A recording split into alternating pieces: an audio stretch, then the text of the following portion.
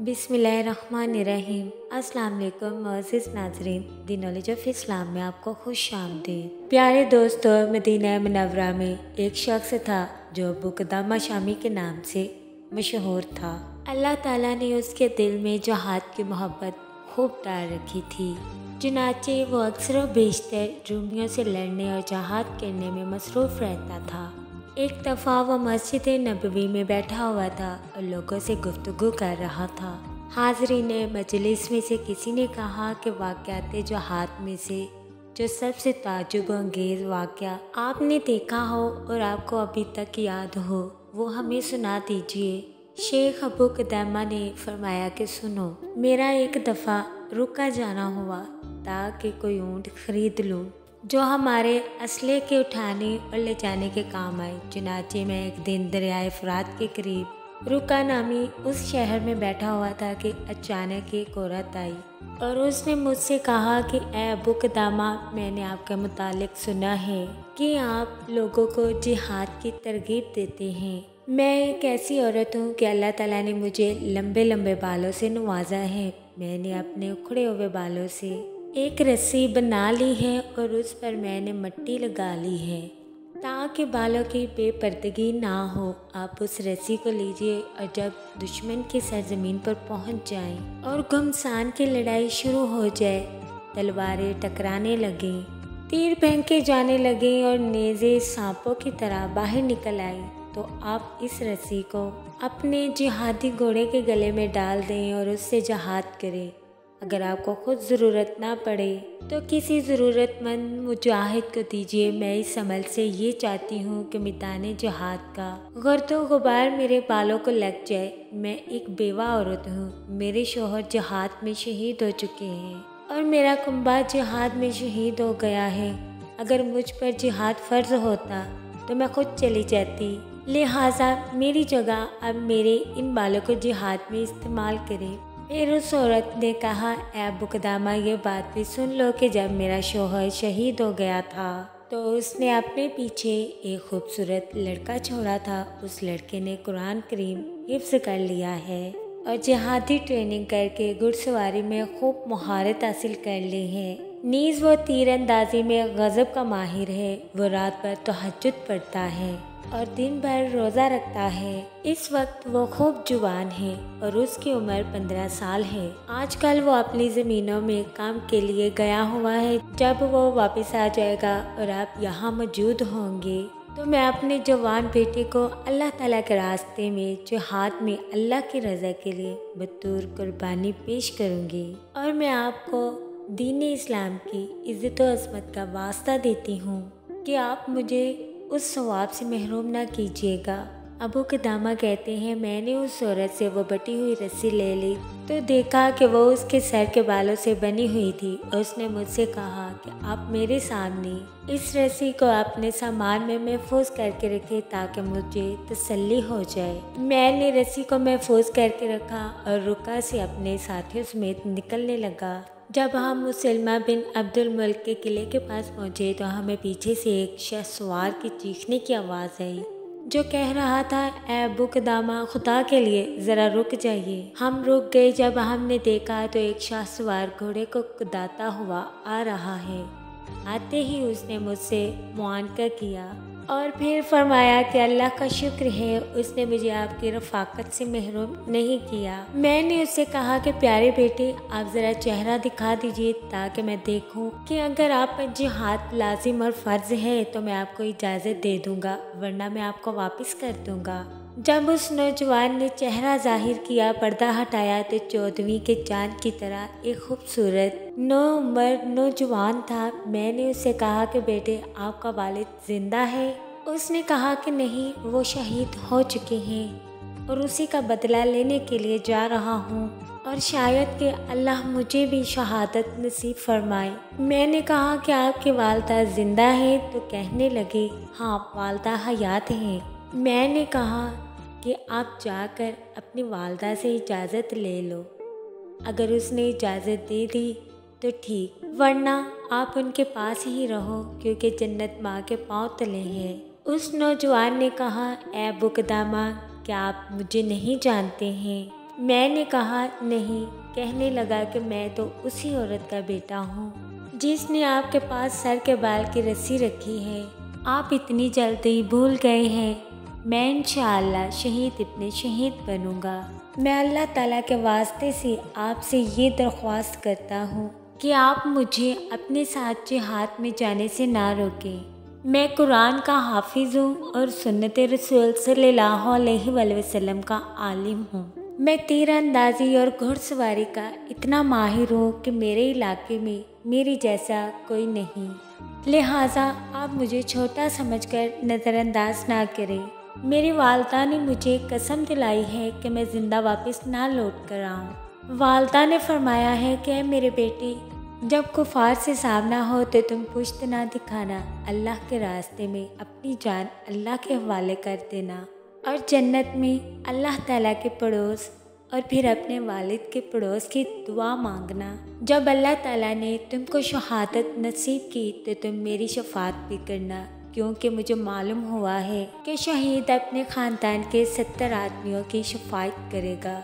ये कहकर अम्मी जान ने मुझे सीने से लगा लिया और आसमान की तरफ नज़र उठाकर इस तरह दुआ मांगी, ऐ मेरे मौला, ऐ मेरे आका, ये मेरा बेटा है, मेरे दिल का फल और मेरे जिस्म का फूल है। मैंने इसको तेरी खिदमत में पेश कर दिया है, इसको कबूल फरमा लीजिए। शेख अबू कदामा फरमाते हैं कि मैंने जब उस लड़के की ये गुफ्तगू सुनी तो मैं बहुत रोया, ख़ासकर उस वजह से कि ये नौउम्र और नहायत खूबसूरत नौजवान था, और इस वजह से भी कि उसके वालदा के दिल पर क्या गुजरेगी, और उसके सब्र पर भी रोया। उसने कहा है, चचा जान आप क्यों रो रहे हैं? अगर आप मेरी नौउम्री पर रो रहे हैं तो याद रखिएगा कि मुझसे छोटों को भी अल्लाह ताला नाफरमानी पर अजाब देता है। मैंने कहा कि तेरे वालदा की वजह से रोना आता है, वो बेचारी तेरे बाद क्या करेगी। जब हम आगे बढ़ते चले गए, रात को सफ़र मुकम्मल हुआ और सुबह रोशन हो गई। लड़का मुसलसल अल्लाह के जिक्र में लगा हुआ था। मैंने जब गौर से देखा तो ये लड़का सबसे ज़्यादा घुड़सवारी में माहिर था और सबसे ज़्यादा खिदमत गुजार भी था। जितना हम दुश्मन के करीब होते जाते, ये लड़का उतना ही चुस्त बनता जाता था। दूसरे रोज़ दिन भर सफ़र हुआ और गुरूब आफ्ताब के वक्त हम कुफार के इलाके में पहुँच गए। अबू कदामा कहते हैं, हमने वहीं पर पड़ाव डाल लिया। हम सब रोज़े से थे, चुनाचे उस नौजवान लड़के ने हमारी इफ्तारी का इंतज़ाम किया। वो इफ्तारी की तैयारी में लगा हुआ था कि नींद उस पर गालिब आई और वो सो गया। सोते में हमने देखा कि वो नौजवान मुस्कुरा रहा है। मैंने साथियों से कहा, भाइयों ज़रा देखो ये नौजवान कैसे मुस्कुरा रहा है। जब लड़का नींद से बेदार हुआ तो मैंने उससे कहा कि प्यारे बेटे, हमने आपको अभी अभी हंसते हुए देखा है, ज़रा बताइए क्या वजह थी, तुम नींद की हालत में कैसे हंस रहे थे। नौजवान ने कहा, मैंने एक अजीबोगरीब ख्वाब देखा था, उसकी वजह से मैं हंसने लगा था।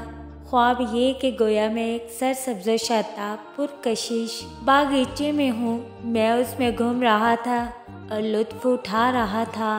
अचानक मैंने वहाँ एक आलीशान महल देखा जो चांदी, जवाहरात और मोतियों से बना हुआ था। उसके दरवाजे सोने के थे और उस पर सलीके से पर्दे आवेज़ा थे। अचानक उन पर्दों को कुछ लड़कियों ने दरवाजे से हटाया। वो लड़कियाँ चांदी की तरह चमक रही थीं। जब उन्होंने मुझे देखा तो सब ने खुशामदीद कहा। मैंने ख्वाब में एक की तरफ हाथ बढ़ाया तो वो कहने लगी कि जल्दी ना कीजिए, अभी आपका वक्त नहीं आया। मैंने सुना कि वो ऑफिस में कह रही थी कि ये नौजवान मुर्जिया का शौहर है। फिर उन्होंने मुझे कहा कि आप पर अल्लाह रहम करे, ज़रा आगे बढ़िए। मैं कुछ आगे बढ़ा तो क्या देखता हूँ कि उस महल में एक कमरा है जो सबसे बुलंदी पर है और खाली सोने का बना हुआ है। सबज पलंग बिछा हुआ है, उसके पाए सफ़ेद और चमकदार चांदी के बने हुए हैं। उस पर एक ऐसी खूबसूरत लड़की बैठी हुई थी जिसका चेहरा आफताब की तरह चमक रहा था।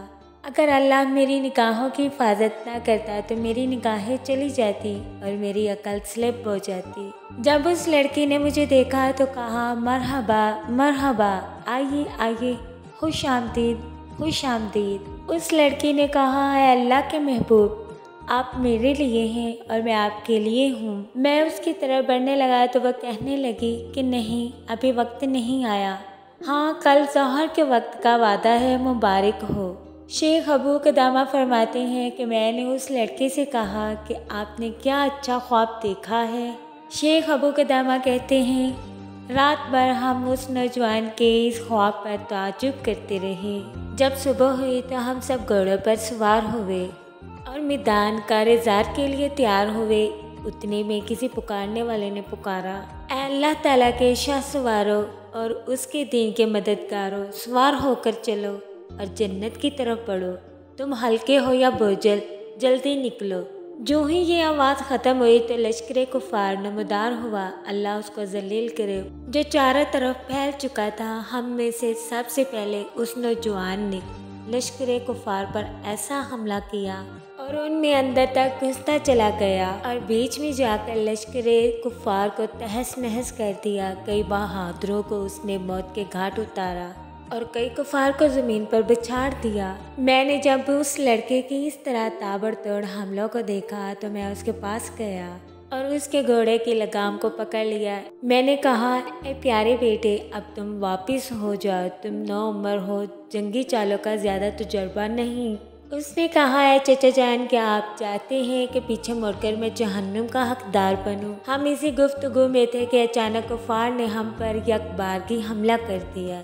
ये हमला इस तरह सख्त था कि हर आदमी अपनी अपनी फिक्र में मशगूल हो गया और हम एक दूसरे से जुदा हो गए। इस हमले में मुसलमानों की बड़ी तादाद शहीद हो गई। जब जंग रुक गई तो न जख्मियों का हिसाब लगाया जा सकता था और न शहीदों का कोई हिसाब था। हर तरफ लाशें ही लाशें थीं और सैलाब की तरह खून बह रहा था। शोहदा के चेहरे खून और गुबार की वजह से पहचाने नहीं जा रहे थे। अबू कदामा फरमाते हैं कि मैं लाशों के बीच में घूम ही रहा था कि अचानक एक को ज़मीन पर पड़ा हुआ देखा, जो घोड़ों के सीमों के नीचे कुचला पड़ा था और उसके चेहरे और जिस्म पर गुबार लगा हुआ था और वो अपने आखिरी सांस में ये कह रहा था, ऐ मुसलमानों, खुदा के लिए मेरे पास मेरे चचा अबू कदामा को भेज दो। मैंने जब उसकी आवाज़ सुनी तो उसके करीब आया, देखा तो वो अपने खून के हौज में उलट पुलट हो रहा था। खून में लथपथ, मैं उसे पहचान नहीं सका। मैंने इससे कहा, हाँ मैं अबू कदामा हूँ। उस पर लड़के ने कहा कि चचा जान, रब्बे काबा की कसम, ख्वाब की तबीर सच्ची निकली। मैं उसके चेहरे पर झुक गया और पेशानी पर बोसा दिया और उसके चेहरे से मिट्टी और खून अपनी चादर से साफ करने लगा और कहा कि प्यारे बेटे, मुझे अपनी शफायत में क़यामत के रोज़ ना भूलना। नौजवान ने कहा कि आप जैसे मोहसिन को बुलाया नहीं जा सकता। आप अपनी चादर से मेरे खून को क्यों पोंछते हैं? मेरा अपना कपड़ा सबसे ज़्यादा मुनासिब है, उससे मेरा खून पूछा जाए। फिर उस नौजवान ने कहा कि चचा जान, ये खून छोड़ दीजिए कि मैं अपने रब के साथ इसी खून में मुलाकात करूँगा। और ख्वाब में जिसको मैंने देखा था वह सामने खड़ी है और मेरी रूह निकलने के इंतज़ार में है और मुझसे कह रही है कि जल्दी से आ जाइए, मैं आपके दीदार के लिए तड़प रही हूँ। ऐ चचा जान, मैं आपको खुदा का वास्ता देता हूँ कि अगर अल्लाह ताला ने आपको सही और सालिम वापस लौटा दिया तो आप मेरे ये खूनालूदा कपड़े मेरे मस्कीन और गमगीन वालदा तक पहुँचा देंगे, ताकि उनको मालूम हो जाए कि मैंने उनकी वसीयत को पूरा कर दिया है और मुशरिकीन के मुकाबले में किसी बुज़दिली से काम नहीं लिया। आप उनको मेरा सलाम पहुंचा दीजिए और उनसे कह दीजिए कि अल्लाह ताला ने उनकी कुर्बानी को कबूल कर लिया। ऐ चचा जान, मेरी एक छोटी सी बहन है जिसकी उम्र 10 साल है। मैं जब भी घर से बाहर जाता तो वो मुझे रुखसत करती और जब मैं घर आता तो वो सबसे पहले मुझे मिलती और सलाम करती। इस दफ़ा जब मैं आ रहा था तो उसने मुझे रुखसत करते हुए कहा कि भाई जान, जल्दी वापस आइएगा, देर न कीजिएगा। मेरी इस बहन से जब आपकी मुलाकात हो जाए तो उससे मेरा सलाम कहिएगा और फिर ये कहना कि आपका भाई जान कहता है कि खुदा हाफिज, क़यामत में मुलाकात होगी।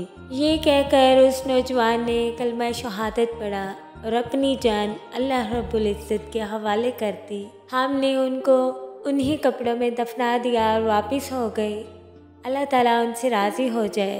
और जब हम इस गज़वा से फारिग होकर वापस रुका पहुँचे तो मैं उस नौजवान के घर गया तो उसी नौजवान की तरह उसकी खूबसूरत नन्ही मुन्नी मासूम बहन दरवाजे पर खड़ी है और गज़वा से वापस लौटने वालों से पूछ रही है कि मेरे भाई को आप लोगों ने नहीं देखा। तो लोग उनको जवाब देते कि हमने उनको नहीं देखा। जब मैं उस बच्ची की तरफ बढ़ा तो वो कहने लगी कि चचा जान आप कहाँ से आए हैं। मैंने कहा मैं जिहाद से लौट कर आया हूँ। वो कहने लगी कि मेरा भाई लौट कर नहीं आया। ये कहकर वो चीख उठी और कहा कि सब लोग आ गए, मेरा भाई क्यों नहीं आया। मैंने उस रोती हुई बच्ची को काबू में किया और उससे कहा कि अपनी अम्मी जान से कहो दरवाजे पर अबू कदामा आया है, उनसे बात करो। मेरी इस गुफ्तगू को उस खातून ने सुन लिया तो वह फ़ौरन बाहर आई और उसके चेहरे का रंग फक हो गया। मैंने उसको सलाम किया, उसने सलाम का जवाब दिया और कहा अबू कदामा ये बताइए कि आप खुशखबरी लेकर हमारे पास आए हैं या गम की खबर लेकर आए हैं। मैंने कहा कि पहले खुशखबरी और गम की खबर की वजाहत करें। तो उसने कहा अगर मेरा बेटा सही और सालिम वापस आ गया है तो ये गम की खबर है, और अगर अल्लाह ताला ने उसको शहादत से नवाजा है तो ये खुशखबरी की खबर है। मैंने कहा मुबारक हो, अल्लाह ताला ने तेरा हदिया और कुर्बानी को कबूल कर लिया है और तेरा बेटा शहीद हो चुका है। कहने लगी कि अल्लाह ताला ने उसे कबूल कर लिया। अबू कदामा ने कहा कि हाँ कबूल कर लिया। कहने लगी शुक्र अल्हम्दुलिल्लाह, मेरा आखिरत का सरमाया बन गया। अबू कदामा फरमाते हैं कि मैंने उस नौजवान का पैगाम उसकी बहन तक पहुंचाया कि सलामत रहो बहन, खुदा हाफिज, क़यामत में मुलाकात होगी। लड़की ने जब ये पैगाम सुना तो एक चीख मारी और बेहोश होकर गिर पड़ी। अबू कदामा फरमाते हैं जब मैंने उस लड़की को देखा तो वह मर चुकी थी। मैंने लड़के के खून आलूद कपड़े उसकी वालदा के हवाले किए और ज़ख्मी दिल के साथ वापस घर लौट आया। मुझे उस औरत के सब्र पर अब तक ताजुब हो रहा है। जब इंसान अपने अल्लाह से लो लगा लेता है तो उसे दुनिया की रहनाइयाँ दिलचस्पियाँ सब बेकार मालूम होती हैं और उसकी नज़र में सिर्फ आखिरत ही रह जाती है। चुनाचे इस वाक़े से हमें ये भी सबक मिलता है कि हम भी शहादत की तमन्ना रखें और दुनिया की मोहब्बत में खो जाने की बजाय आखिरत की मोहब्बत को सामने रखें। अल्लाह ताला हम सब को इस वाक़े से सबक और समझ हासिल करने की तौफ़ीक़ अता फ़रमाए। आमीन या रब्बुल आलमीन।